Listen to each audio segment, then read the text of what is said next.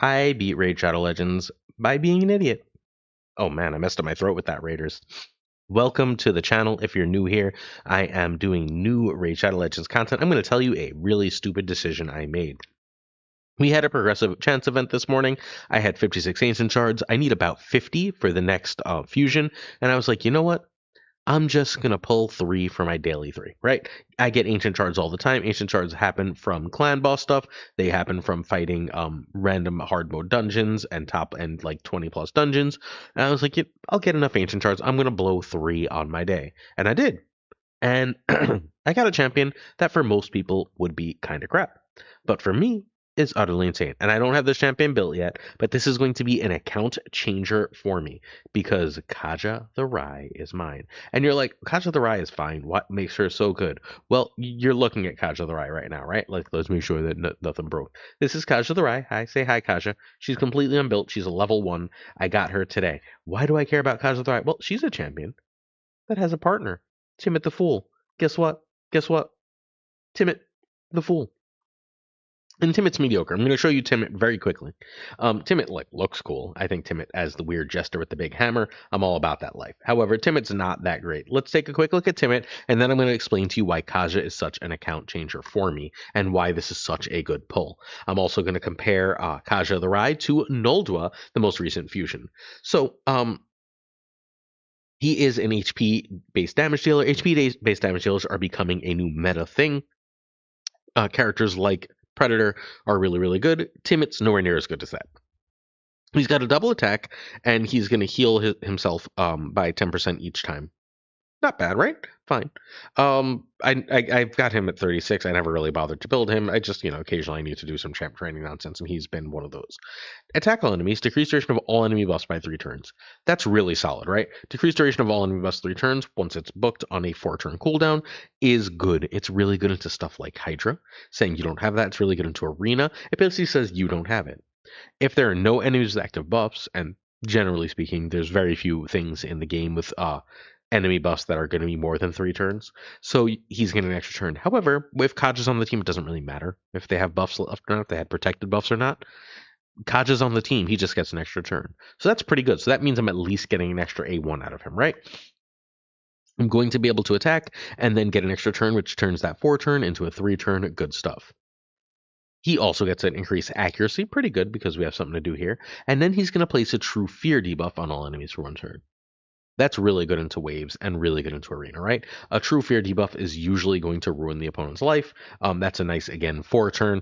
Again, we're making it really operate like a 3-turn here. So pretty good again, right? Like things are coming together as a kit. He's got some CC. He's got some decent damage. Everything here hits reasonably well if you can get his hit point high enough.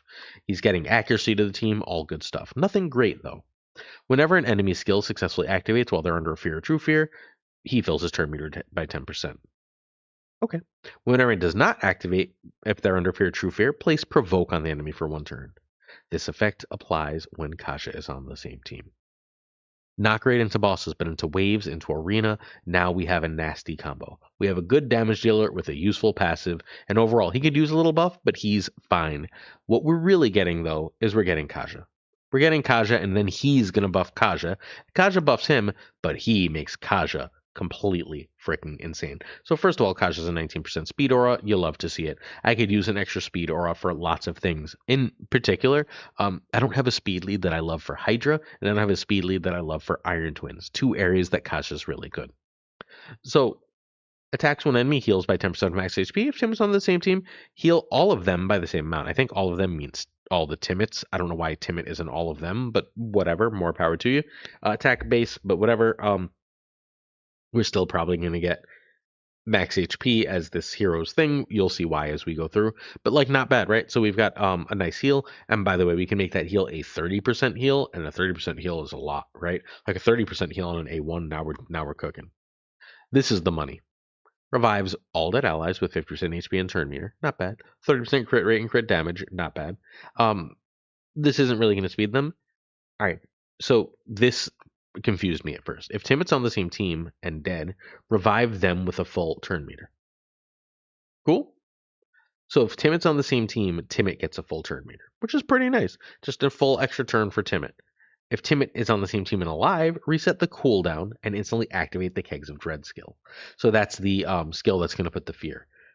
That's phenomenal. This is an arena pairing du jour. This is a live arena or regular arena pairing that opponents will struggle with. I fully plan to build them and stick them on a live arena team.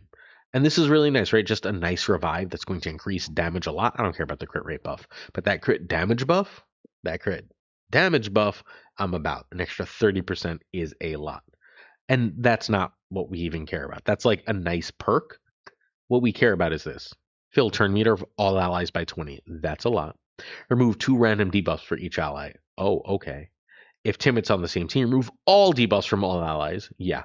Then all allies get a 1-turn block debuffs on a 3-turn. That's freaking wild. Iron Twins, go to hell.